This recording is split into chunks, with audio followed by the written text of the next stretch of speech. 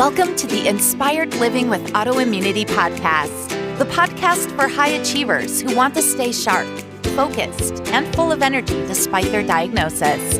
With your host, National Board Certified Functional Medicine Health Coach, Julie Michelson, where Julie helps you take your power back from autoimmunity. And now here's your host, Julie Michelson.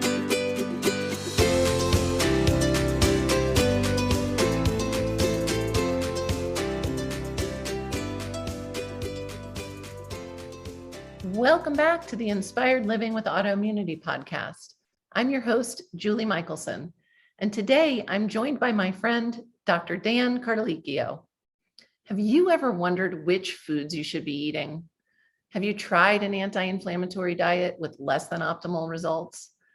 Dr. Dan and I are going to discuss our shared experiences on why food sensitivity testing is key to reducing inflammation and improving your health. Listen in and learn how leaky gut may be driving your symptoms and the steps you can take to jumpstart your healing and feel better and younger as you age. Dr. Dan, welcome to the podcast. I am so excited that you're here. Thank you very much, Julie. It is an honor and a pleasure. And we got a little role reversal today. So I'm not going to start asking questions. I'm going to wait for questions to be asked to me, and that may be difficult, but it's going to be fun, and I'm looking forward to it. And thank you very much for having me on. It is. I'm so excited. I've been asking you to be on for a while. I'm glad we finally made it work. And that's okay. If you ask me a question, I'll just remind you that this and who's the boss in this podcast? Yeah, we switched seats for this one. Yes. So I know your story. I know how you came to be doing what you're doing. I would love for you to share with listeners, how did you become Dr. Dan in the functional medicine world? How did you shift? Most of us didn't just decide when we were little kids that we wanted to be healing people and by taking this approach. So give us your story. Sure. Thank you very much for that. And so, by trade, I'm a chiropractor, and I had offices. I started to open up multiple offices. I had offices in multiple states at one time, New Jersey, New York, and Connecticut, simultaneously together at the same time I had them. And this was in the 90s, and they were doing well. We were serving humankind, and we were doing great work underneath that chiropractic model. And it started to change. Insurances changed. We had a lot of employees. I don't recall the number, Jewel. I think it was a little over 100, a little under 100 employees. And It was a lot of fun. And we were helping out a lot of people. And it changed. And I changed in a negative way because I'm traveling to different offices. I had partners at that time. And I started to eat poorly. And I was in a lot of stress. And I was in that downward spiral, that valley of despair type of a thing. And I started to notice I started to gain some weight, and I was gaining more weight. I went from 195 Division I athlete to a 260, 65 pound individual. And I was stressed. And I remember one Sunday night, I thought I was going to the hospital. I didn't go to the hospital that night. Monday, I went to the hospital. They said I was having a vestibular thing because I was dizzy. Tuesday, I was in the hospital. I was in my New Jersey office, and I was in the hospital, and it was a stressful day. And I remember walking around the office, and it was getting worse. I went to the ER, which was right across the street from the office, and it really hit me.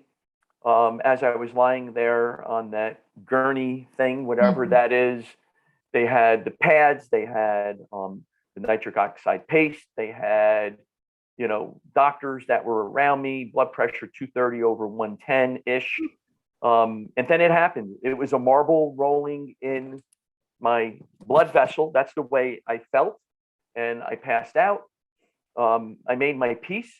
At that point in time, because I didn't know where I was going. I made my peace, and I said that I need to do more and better on the other side of this. And I realized that my lifestyle, eating poorly, processed foods, were just not what was healthy for me. The stress management, there was no stress management. Yeah. Smoking cigars, drinking wine and beer and stuff like that, especially on the weekends. And I just gained all of this weight, and it was just terrible. It was horrible. I didn't feel good about myself. Imposter syndrome, because here you are talking about natural health care, and I needed to change. And I found a nutritionist. The nutritionist helped me out significantly, became my mentor, and I decided to get a master's in human nutrition, where I teach it now at the graduate level. And I just changed my whole career, different pathway. I love it. This is where I live. One of the reasons why I get up in the morning, besides my 14-year-old son. So I love helping people this way. Wow. And for so many of us, there's either a long-term pathway, a wake-up call. But talk about a wake-up call. I mean, you literally were killing yourself, not consciously. You don't know what that is, because you don't know what you don't know. Right. And you're not supposed to eat. You're supposed to eat right. But what did that mean? I didn't know what that meant. Right. I really didn't know what that meant. And we'll get into that. And so, did I have some ice cream? Did I have some fast food? Yes. Was it in excess? At times it was. Was it any different than anybody else that I was? No, right? You don't know that. And, to take it to a higher level on what you should be eating and so forth, and how do you help out humankind? That was the question that was burning in my mind and my heart and my soul. What was that I needed to do to get to that point? Well, I'm so grateful, not only for you, because I know the contribution you make, but I know your clients and your patients are so lucky to have you, as is your family. Of course, all of us are. So I'm so thrilled that not only did you get through that, but that it drove you to be the contribution that you are now. And I was joking before I hit record, because you and I could talk for hours because our passions on this overlap. Right.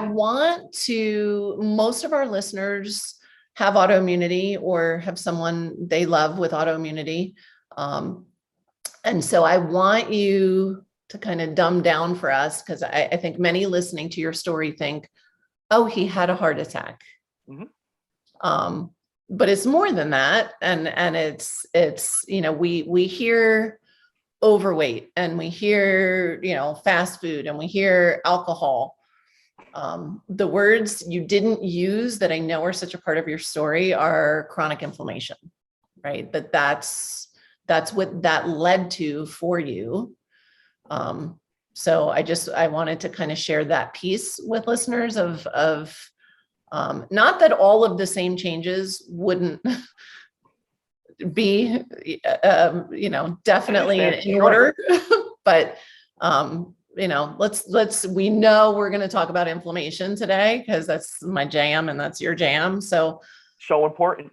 It is really important that chronic low-grade inflammation from lifestyle diseases, autoimmunity, all right, because I live in that world, in addition to, can be caused by things such as low-grade inflammation. Now, where does this low-grade inflammation come from? Right? That is the question. And what we're finding out today in research, it's finding out that it's a food intolerance. It's a food sensitivity, not a food allergy. It's totally different. Yeah. Totally different. A food sensitivity, or sensitive to a food that you're eating, and that can create something called intestinal permeability that can lead to an autoimmune type of a condition. This is what we know today. We have different lab testing that we do in order to determine what this food sensitivity is. And just to illustrate the difference between a food allergy and a food sensitivity, a food allergy causes an immediate type of reaction. You can eat a food such as peanuts or eggs, and your throat would close. It's called an anaphylactic type of reaction. You need to take Benadryl. Sometimes you got to go to the hospital for this. EpiPen. Totally, right, an EpiPen. It's an immunoglobulin that causes this. That's a different immunoglobulin that what causes a food sensitivity. That's just an immune term, immunoglobulin, that causes some type of reaction. That's all that is. So the food sensitivity testing is the game changer for you and for our clients and patients, because once we find out what individuals are sensitive to, it's really a game changer for their life. And it's really something that I love to do. And you know what? I go over diets. I went over one today with somebody, and I went over one last week. The one last week is crying to me, he and his wife, because his fasting plasma glucose is normal for the first time in 10 years, and he's over 400 pounds. And he's been with me for a week. And just the power of eating the correct foods.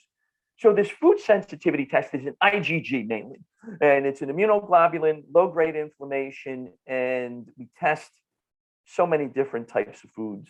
We can test, the lab I use tests 260 different types of foods. And it tells me what you should be eating and what you should be avoiding, because we all have a different metabolism, Julie. We all have a different biochemistry. You and I know this. And for the listeners here today, that is so powerful, because you could tell me that you're eating the Mediterranean diet, but there may be components of that Mediterranean diet that are creating an inflammatory response where you're not getting better. How many times have you heard, I'm eating an anti-inflammatory diet. I'm eating the Mediterranean, the paleo, the DASH diet, all good stuff. But there may be something in there that's creating, and this is the powerful stuff right here. This is so powerful to look at different fish, from tuna to salmon to mackerel, herring, trout, to look at different types of beans, kidney beans, navy beans, pinto beans, to look at the nightshades, the veggies, spinach, and that's and I know you and I are both so aligned. I want listeners to really understand the power in this testing, to underscore what Dr. Dan just said. There is literally no one diet for everybody. No.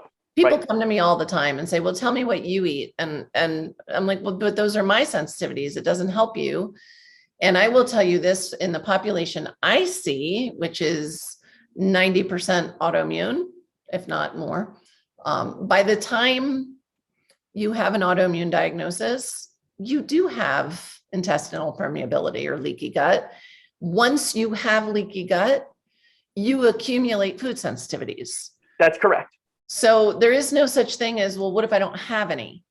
It's a vicious circle. It is. Because the food sensitivity could cause the intestinal permeability, leaky gut. The leaky gut could cause it. It's a vicious circle. Yep. And all of it continues to drive inflammation. And we don't need to get in there's molecular mimicry where you're eating those foods and your body thinks you're, oh my gosh, I should attack your thyroid because you ate dairy or gluten or, but here's the key I want everybody to understand. You and I don't order these tests to charge people money. We order these tests to get people results. And as somebody I'm a certified autoimmune paleo coach, I am big on elimination diets. And that's what was happening. And when I first few years of practice, we would do the elimination diet. And then if the needle wasn't moving, I'd try to convince you, you really need a food sensitivity panel. I don't even give the option now. That's just a standard in all of my programs, because I used to call it a shortcut. It's essential. It's essential. And there are always nutrient dense. Yeah, totally game changer. Totally. The first two things I always recommend are the food sensitivity test, and then we test for leaky gut. Okay. Okay. Because Let's I'll talk do a about deep, that. what happens is that, all right, so I'm thinking of somebody that came in, they have an autoimmune condition and they're also diabetic, and they were 375 pounds. Clearly they needed to lose weight. They're eating a bad diet. We did the food sensitivity test. Most of the stuff they were eating was creating this low-grade inflammation, Julie. Sure. And what happened is that they were somewhat resistant in the beginning to change, because you know what? Taking away something from somebody is painful. Listen, as an Italian American, if you took away, which it was, gluten, Yep. and I'm eating macaroni on a daily basis. My mother's homemade manicotti, delicious. Having a little espresso with the cannoli, with the sfriadelle. I mean, all of this stuff, just so bad for me. And when I did this, when I did the food sensitivity testing on this individual, and they finally were able to understand what's going on and how they should eat, they started to lose some weight. They started to understand. And I literally have an exchange here with this individual where they were saying to me, I have to remember, this is not forever. This is just a beginning point. And I said, listen, unless you want it to be, why not get addicted to success? Well, it's one day at a time for me right now. I said, okay, I think that's good. Let's gain momentum. He texted me. I could have eaten a little bit more. I said, don't be calorically restricted. You're eating good stuff. He calls me. His fasting plasma glucose in the morning for the first time is under 200. It's 136. By the afternoon, it was 116. It was normal now. He still has a long way to go. But this food sensitivity test to tell me what he should be eating and what should be avoiding is so powerful. It had me lose 65, 70 pounds. You look at me today and you would say, no way that you needed to lose that, right, Julie? But, absolutely. But listen, here, I have a list of just a simple list of vegetables: broccoli, cabbage, carrots, cauliflowers, cucumbers, garlic. This is what we test in order to do this. It's scientific. It's a lot different than when we first started, where we did hair analysis. This is a blood test, and this test, 99.9% sensitive, specific. It's just science terms. That means, yeah, what we do is there. The research is behind this, and to change their diet on a daily basis. And you know what? What's interesting, especially with me and this patient that I'm thinking of, is that they don't want to go back now. Sure. Because if you're eating something, Julie, that's creating this inflammation, and we do the elimination diet, we take it away. I'd love to put it back in at some point in time. Always. 6 to 8 weeks. I want to see how I just got off. Yep. I just got done with a telehealth with somebody, and they said I was away. I went off. I've been with you for 2 weeks, and I really didn't need to lose some weight, but I lost about 5 pounds. It's inflammation, because you can carry 12 to 15 pounds worth of inflammation. Yep. And she said to me, I went off, and I didn't think that it would make much of a difference, but she said, I felt the brain fog. The rashes started to come back. My joints started to hurt. My stomach was bloated. I felt the abdominal pain. I was constipated. I had that headache type of a thing. Next thing you know, she went off of it. Then she came back on, because she came back from, going away for a weekend trip. So I said, now you know. She goes, I need to strategize more to make this better. Yeah. And so that I'm going to bring the foods with me that I should be eating. And she said to me, she goes, Dr. Dan, I didn't think that this is how powerful it is. And she's very much into, she wants the research articles and stuff like that. Yeah. And I sent them to her. And she's like, wow. She goes, there is a ton of research behind it. I said, I wouldn't be doing it if there wasn't research behind it. Why would I do that? Right? It goes back to what you were saying. You're just not doing this for money. You're doing this because you want to serve humankind. And it works. It really does work. And we may take, that's part of what I do with my clients is all of that strategizing, because they're not going to think, oh my gosh, I'm going on a trip and I need to bring food, because they're not used to doing that. They're used to grabbing something at the airport or eating the crackers that the airline's handing out. And so it is then, and we mentioned the word lifestyle before. This is a piece of that lifestyle. But I want to circle back to, and we can dig in as deep as you want on the food sensitivities. I want to circle back. You mentioned that you test also for leaky gut. Let's get right into that. Let's talk about that. It's another blood test. So when you're eating foods that are not good for you, you're exposed to toxins in the environment. You're eating foods, insecticides, pesticides, herbicides. You and I grew up in New Jersey. Yep. I'm still in New Jersey. I grew up in Northern State. Yeah, I grew up in Northern. I mean, where I live, it's the Garden State. But when I grew up in Northern New Jersey, in the Bloomfield, Newark area, there were chemical companies. They actually made Agent Orange that went to, overseas to a war and all that. You're exposed to this type of stuff. You're eating foods that are processed foods. Your gut becomes leaky because of that direct inflammation. Here you go. Very simple. So here's your gut lining. Here's the inside of your gut, and over here is your bloodstream. What happens is that when you have inflammation, it begins to separate. There's proteins that keep your gut lining, the cells together, called zonulin. That zonulin, as your cells begin to separate, dumps into your bloodstream. We test for that zonulin. Yep. On top of the cells are villi, and they bring the food in. They have actin as a protein in there. And as they break down, that actin goes into the bloodstream. So we're testing for the actin and the zonulin. So we can tell specifically what's going on when you are having this leaky gut situation. Listen, what are the factors that bring out a leaky gut? Refined sugars. Oh my God. Processed foods, cakes, candy, sugars. Okay. At some point in time in the 70s, we were eating TV dinners. It wasn't homemade types of foods. We have a busy lifestyle, stress, high starch diet, gluten in grains. Thank you. I was waiting for it. Gluten in grains. It's not even the gluten. It's the two proteins in the gluten. It's the gliadin and it's the glutenin that's in there. We test for that in the blood test.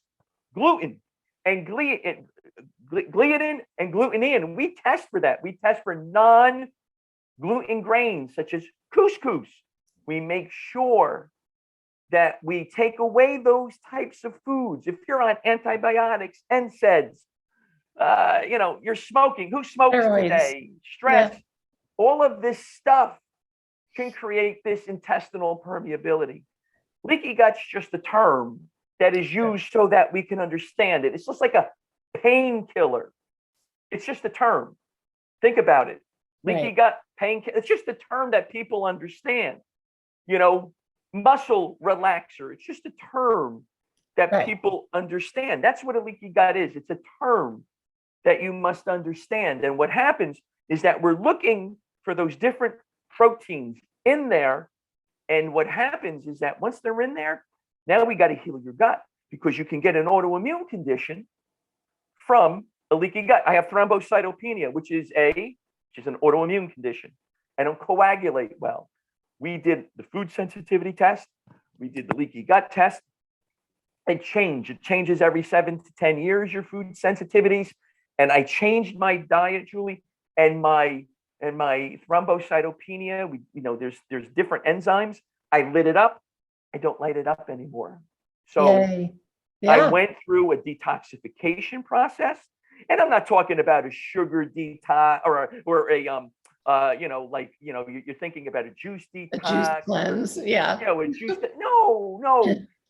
It's the diet that we put together from the food sensitivity test, along with some targeted nutrition shakes, because the detoxification process, in order to help out the leaky gut and to help get rid of these food sensitivities, when you're detoxifying, you're looking at the liver, which is the main detoxifying organ. There's different phases, and it needs energy to get rid of the toxins in your body. It's an energy dependent process. What happens is that each phase of this detoxification process, there's a bunch of, I'm not going to get into that, but it requires a certain amount of vitamins and minerals in different arrays in order to help out the process. Magic. Yep. So we recommend this stuff to help with the food sensitivity, to help start healing the gut. Then I go into the leaky gut itself. We look at taking out foods. We do, we look at doing that elimination diet. We take out the foods that you're having this sensitivity to. And again, it's just a game changer when it comes to this. And we take them out. We may add in a probiotic. We may add in different foods that have probiotics in there. I'll reintroduce those foods at one time, Julie, and I get 99.9% of the time I don't feel well. Yep. I don't feel well, and I don't want to go back to eating the way I was eating, because you're eating processed foods. You're Absolutely. eating. Well, it doesn't. It doesn't feel like food anymore, and I always laugh when I see kind of the glazed look when I'm telling clients as we're moving into the elimination. Right, we've got the test results. Sometimes we'll start. There's certain things that I do remove from everybody temporarily, and so sometimes we'll even just. People are ready. So we'll start that while we're waiting for the food sensitivity results, and makes it a little gentler working our way in. And usually in the very beginning, it's, they're counting, I'm on day 1, I'm on day 2. And I laugh because I always say, I promise you're not going to want to do reintroductions. And we are going to do reintroductions while we're working together. Because they're that important. That's the gold. That's where the magic happens, because if you reintroduce and it doesn't, and you get this reaction, this low-grade inflammation, you get the brain fog, you start getting your symptoms back. Maybe you start getting some skin rashing back because you're dealing with some type of autoimmune type of a condition. It's really an educational type of a thing where, those clients and those patients are like, I just don't want to do that anymore. I don't want to eat that way. And I think this is important. I want to make one point, and I say this to patients and clients all the time. Sometimes they're like, oh, I don't want to do this, but yet you're here. Right. But yet you're here. You don't want to do this, but yet you're here. But yet I'm the last individual you've come to see, but yet you're here. Right. Well, I don't want to give up, eating bacon, we'll say, just as a way, just as an example. But the bacon is not good for you because you have an intolerance to pork products, we'll say, and turkey products, but you're eating it and it's not good for you. But yet you've done the diet and you've done what we've recommended, specific targeted nutrition and supplements, and you feel 85% better, 70 or 50 or even 40. That's a home run. Sure. So we're just going to supplant what you're eating with something that's better for you. And we want you to do that every day. Well, doc, I can't eat broccoli every day, but you're eating a bacon cheeseburger every day. Right. Yeah. But yet you're here. Well, and I love the point you make, because I know you do this too, because I heard it in there. It is so important. It can feel, if you have the deprivation mindset, it can feel impossible and like there's nothing I can eat anymore. And the reality is, if we can shift focus, which I know you do and I do with our clients and patients, to let's focus on what we can eat. Do you know how many foods there are out there that we can eat? And that's the thing, we touched on it earlier. Usually the things we're eating often, once we have leaky gut, are the things we've become sensitive to. Right. And so there's going to be a change. It's going to be a significant change, and it's going to be so worth it. It's going to be, and you know what you just said is important, because again, taking away something sometimes means painful, but there's so many foods that you can eat.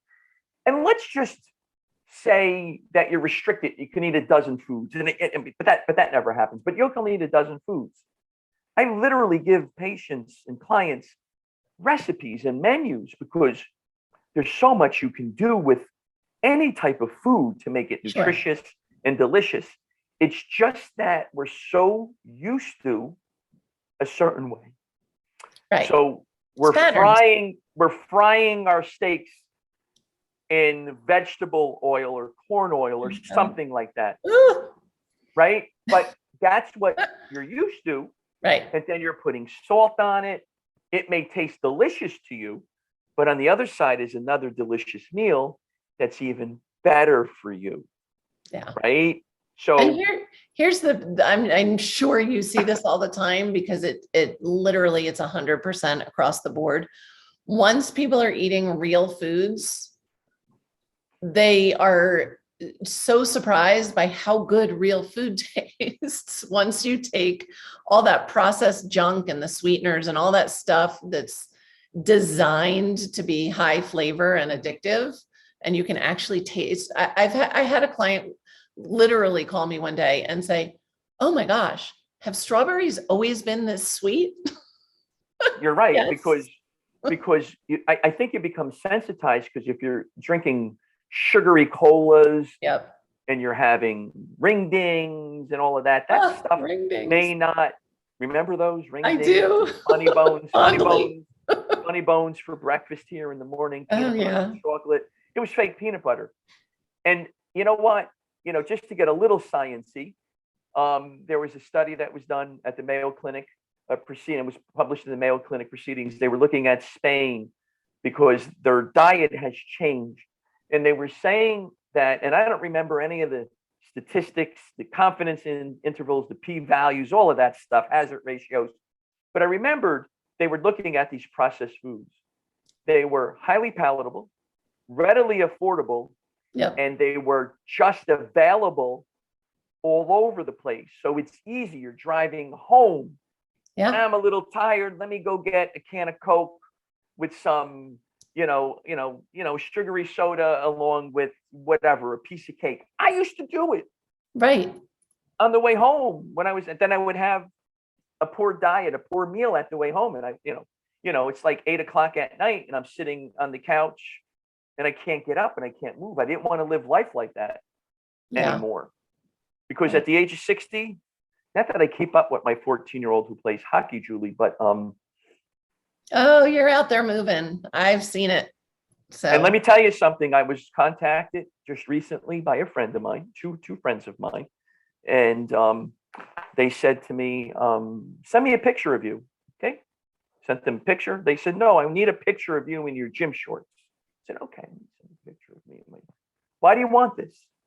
So I am going on stage in a master's bodybuilding division, either in November or the following November, because I want to show that you can be 60 years old and you can still be healthy. It doesn't have to be. So I have friends of mine that are figure pros, world champions, that they're calling me, from males, females. They're like, "You're training and you're training with me. I'm starting, I started, but I'm starting more, getting serious next week. I have an appointment with a friend of mine and she just won a world figure championship. She's like, "I don't care. You're going to do this." So it's just a matter of living your life. I want to correct or add on to, you said you can, at 60, you can be as healthy.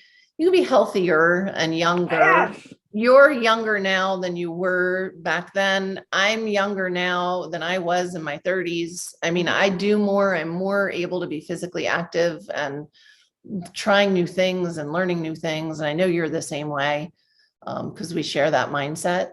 That's right. So, Dr. Dan, you're based in New Jersey. You're doing this amazing work with people. How are you working? Do someone have to be in New Jersey to come see you? How do you work with people? I'm licensed in other states, so I can do telehealth in those states. So you can contact me, email Dan Cardellichio at gmail.com. You can go to social media. Dan Cardellichio, just put in, there's not too many people with the last name Cardellichio. And all the links are in the show notes as well. So yeah, so you can contact me, and if I can help you out personally, I will. If not, just like you, Julie, we know the same people in many different states.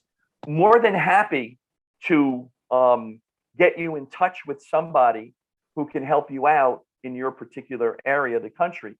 Listen, you can talk with me, and I can offer your listening audience a discovery call, half an hour.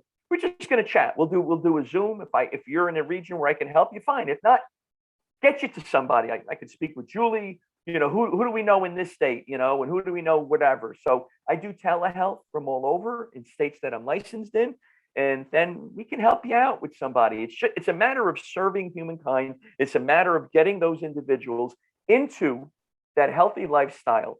And I'm not just talking about that, fluffy type of stuff. I'm talking about seriously changing who you are, positive lifestyle changes. This is such a game changer. I love doing this. You and I have the same passion. We do. From New Jersey. And you tolerate my North Jersey accent, so it's all good. Well, so after I speak with you, my kids will say, who are you talking to? There's a handful of people that if I'm talking to someone with a North Jersey or certain New York accents, my kids swear, I've been gone a long time from Jersey, but it's still in there. So what happens is that when you talk to them, you'll have that accent. I was talking with one of our colleagues, and she lives in California now, and I called her and she said, "Are you from Brooklyn or are you from Northern New Jersey?" And I said, "Northern New Jersey." She goes, "I love your accent." I said, "I'm going to be like Arnold Schwarzenegger. I'm going to go for accent removal classes now because." I said, "That's the way it is." I said, I love it. To me, as you know, it feels like home. So it just makes me happy, Dan, as you always do. This has been so amazing. We talked about a lot, and I know, again, we could talk for 3 hours because this is so important to both of us. And we know how important it is for listeners. What's one thing listeners can do today? One step if they, just do nothing else and they start one thing today that's going to improve their health. You know what? I'm going to give you 3 things because I think that they're all tied together. And because you're a rule breaker. Yeah, because I am a rule breaker. You know that. I want you to get restful, restorative sleep because without that, doesn't matter how much nutrition. How much your nutrition is good. The second thing is I want you to take an inventory of your life, and I want you to sit there and say, where can I make it better, mentally, physically, emotionally?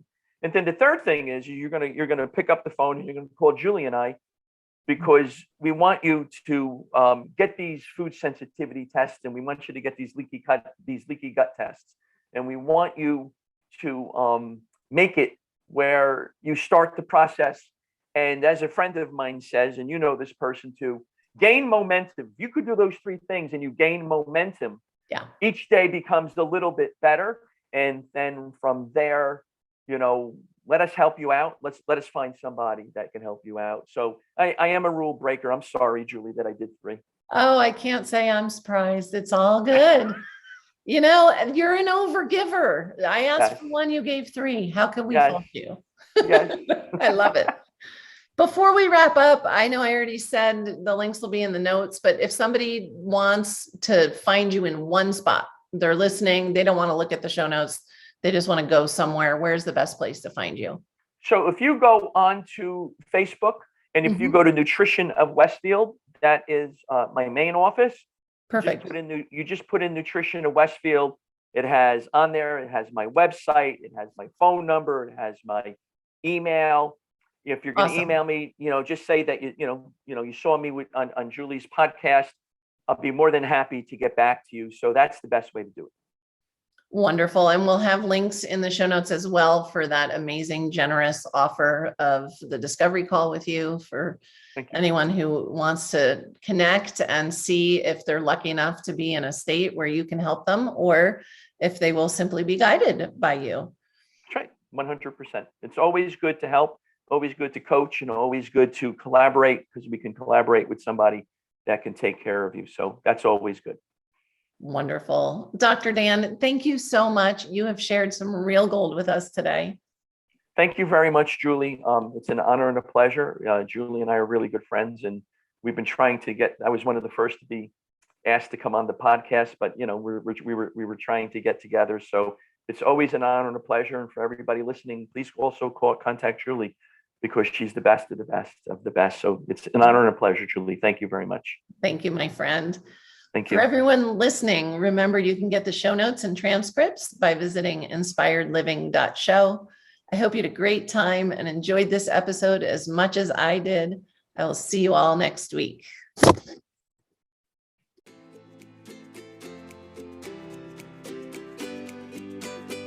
Thank you for listening to Julie Michelson's Inspired Living with Autoimmunity. Did you enjoy this episode? Please like, share, and subscribe wherever you listen to podcasts. If you'd like to get a transcript of this and every other episode, just head on over to inspiredliving.show or click on the link in this episode's description.